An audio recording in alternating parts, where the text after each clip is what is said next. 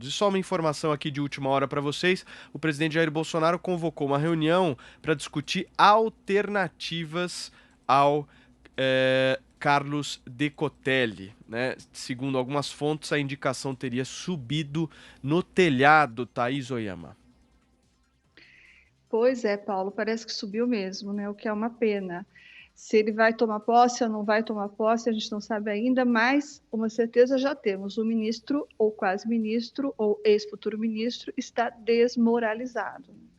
Todas as pessoas que eu ouvi, eu já tinha dito isso aqui, que conheceram naquela época do tal do Grupo de Brasília, que era formado por aqueles militares que, durante a campanha, reunidos lá no apartamento da Zanorte, de um dos generais, pegaram os especialistas para fazer planos de governo, etc.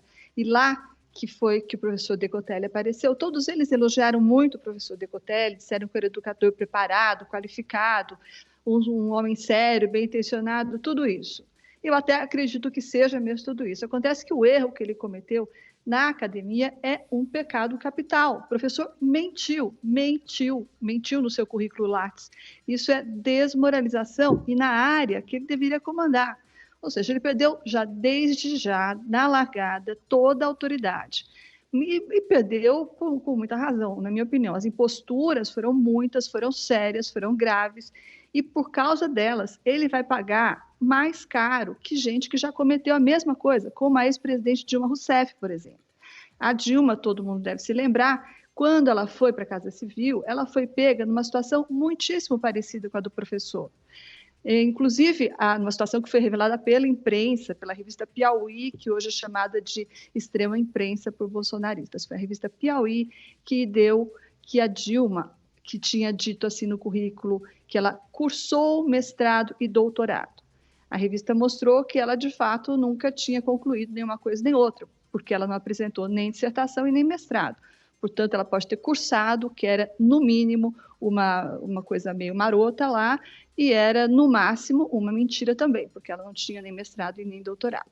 Mas a Dilma já era uma política, já estava lá no cenário, já tinha sido ministra de Minas e Energia, ia ser ministra da Casa Civil, ela já estava no cenário, era uma política, e o currículo dela não tinha necessariamente a ver com nada do que ela fazia naquele momento, e embora tenha sido uma situação bem ruim para ela, todo mundo falou sobre isso, ela teve que se explicar, teve que mudar o currículo, tudo isso, ela não caiu por causa disso. E, pelo contrário, até virou presidente da República, né? É diferente de uma situação como essa, né? Diferente de uma situação em que o presidente da República, induzido a erro, inclusive, acena com o ministro todo preparado, com um currículo brilhante, e mais brilhante ainda depois da triste figura do seu antecessor, né? E depois tudo isso se revela falso, falso como uma nota de R$ 2. Então, criminalmente, é provável que não recaia nada sobre o ex-futuro ministro, ou quase. Falsidade ideológica, que é um tipo de fraude que consiste na adulteração de documento público ou particular com o intuito de obter vantagem para si ou para outrem, esse é o artigo 299. Isso provavelmente não vai acontecer, não, ele não vai ser acusado disso, porque tem uma jurisprudência já no STJ que diz que falsificar currículo Lattes não é crime, porque o documento é eletrônico e não traz assinatura digital.